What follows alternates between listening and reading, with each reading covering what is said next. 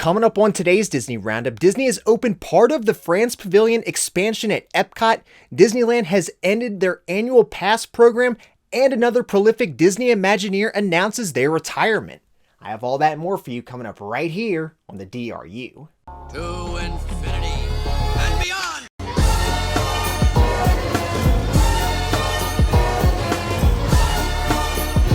I'm in the mood to help you, dude. You ain't never had a friend like me.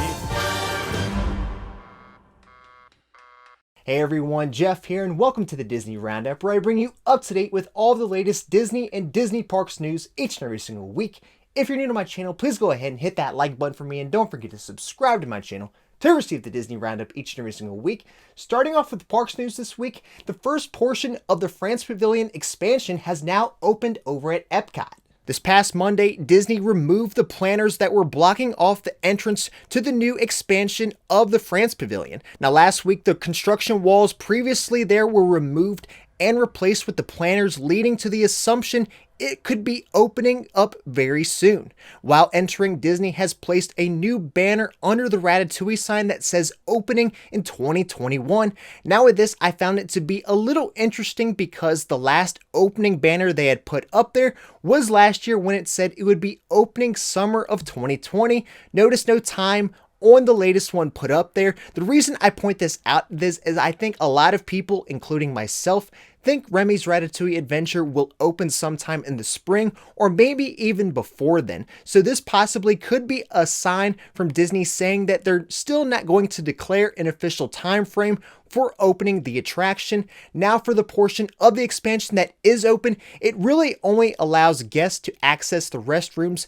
and of course take in some of the new sights back there. The area where Remy's Ratatouille adventure is located is still being walled off for the time being. Now, although it is uncertain when Avengers Campus will open due to the Disneyland park's closures, Disney has shared a preview of one of the land's upcoming attractions. When Avengers Campus opens at Disneyland Resort, the Worldwide Engineering Brigade, or WEB, will be open.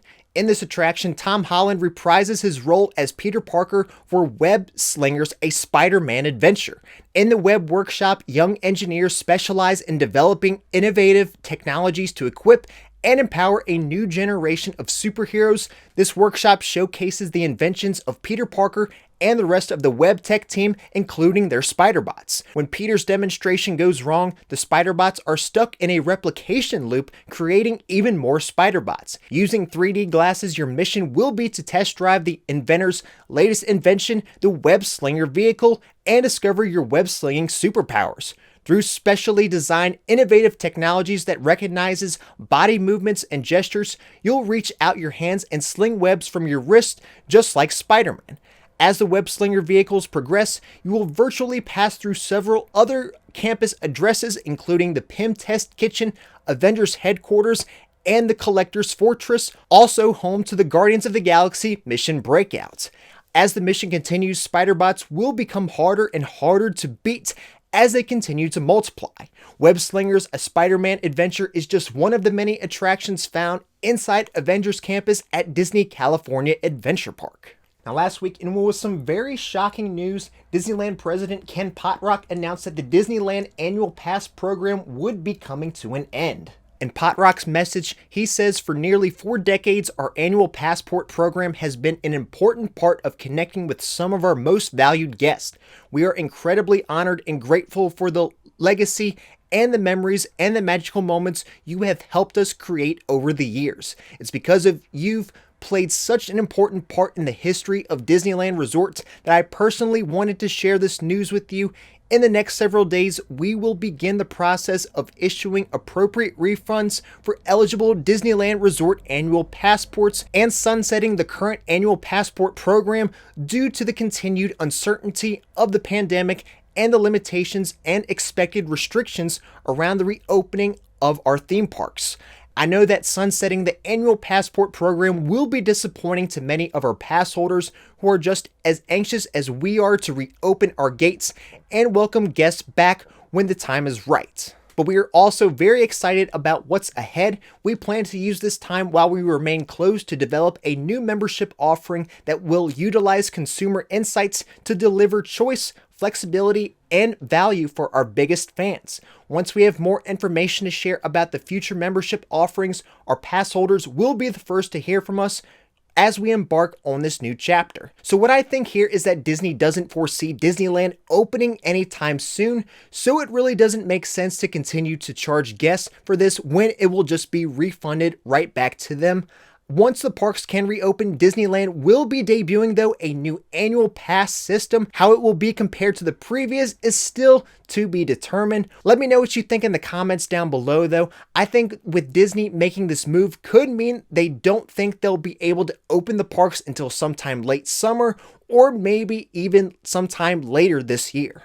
Shortly after longtime Imagineer Joe Rohde retired from the Walt Disney Company, Imagineer Kevin Rafferty says he plans to do the same. Walt Disney Imagineering announced that after almost 43 years, Kevin Rafferty plans to retire on April 1st of this year. Known for starting off as a dishwasher in Disneyland, Rafferty went on to be part of the work and development of many attractions and experiences, such as Typhoon Lagoon, Star Tours in Tokyo Disneyland, the Twilight Zone Tower of Terror, the '94 version of the Carousel of Progress, It's Tough to Be a Bug, the Enchanted Tiki Room under new management, Sunny Eclipse's show at Cosmic Rays, Blizzard Beach, Test Track, Rock and Roller Coaster, Mickey's Philhar Magic, Toy Story Midway Mania, Cars Land, and Mickey and Minnie's Runaway Railway. Rafferty says, "I wanted to go out on top of my game, if you will," he explains. "It just felt right." While he's had his hand in numerous projects throughout Disney parks, Rafferty says when he's retired, he'll miss pitching new ideas and coming up with new ideas because your gears start turning and then an idea lands on you and then you really get to do it. There's nothing better than that. Moving on to company news, the Muppets are back in the news and have made a major and important Muppet announcement. Starting on February 19th, all 5 seasons of The Muppet Show will be exclusively coming to Disney+. The show, which originally premiered in 1976, not only starred Kermit the Frog, Miss Piggy, Fozzie Bear, and Gonzo, but also featured some well-known stars including Mark Hamill, Steve Martin, Diana Ross, and Elton John. According to Deadline, in addition to the first 3 seasons of the iconic series, Season 4 and 5 will be added, which have never been previously released on home entertainment. The Muppet Show will join Muppets Now for 2 Muppet series on Disney Plus come February 19th. With the Star Wars Galactic Starcruiser expected to open sometime this year, 2 Disney Parks executives took a tour of some of the rooms. Walt Disney World Resort President Jeff Vail recently shared a tour of one of the Galactic Starcruiser guest rooms with Parks Chairman Josh D'Amaro.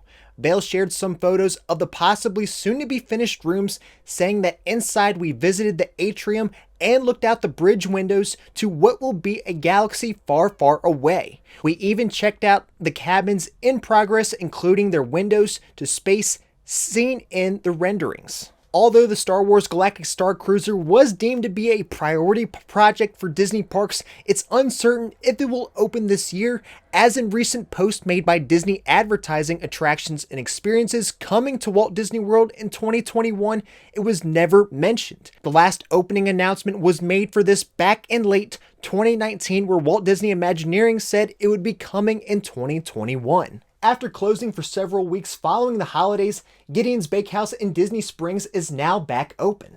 Gideon's reopened in Disney Springs last Thursday, January 14th, after temporarily closing earlier this month. Shortly after reopening, they had the official grand opening of the new location January 16th, which drew enormous crowds with very extensive waits.